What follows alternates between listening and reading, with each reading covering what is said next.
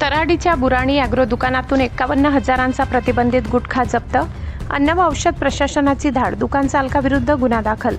नंदुरबार जिल्ह्यातील शहादा तालुक्यातील तराडी येथील बुराणी ॲग्रो दुकानावर अन्न व औषध प्रशासन विभागाने टाकलेल्या धाडीत तब्बल 51,838 रुपयाचा प्रतिबंधित गुटखा व तंबाखूजन्य पदार्थांचा साठा जप्त करण्यात आलाय.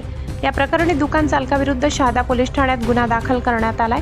मिळालेल्या माहितीनुसार तराडी येथील बुराणी ॲग्रो दुकानात प्रतिबंधित गुटखा व तंबाखूजन्य पदार्थांचा साठा करून त्यांची विक्री केली जात असल्याची माहिती अन्न व औषध प्रशासन विभागाला मिळाली होती. त्यानुसार विभागाच्या पथकाने संबंधित दुकानावर छापा टाकला असता मोठ्या प्रमाणात गुटखा व तंबाखूजन्य पदार्थाचा साठा आढळून आला. कारवाई दरम्यान दुकानातून विमल केसरयुक्त पान मसाल्याची 207 पॉकेट, V1 तंबाखूची 875 पॅकेट, तानसेन फ्लेवर पान मसाल्याची 6 पॅकेट, टिओ प्रीमियम जर्दा बिग पॅकचे 15 खोके, ईगल तंबाखूच्या 1350 पुड्या, जैन माझा तंबाखूच्या 360 पुड्या असा एकूण 51,838 रुपयाचा मुद्देमाल जप्त करण्यात आलाय.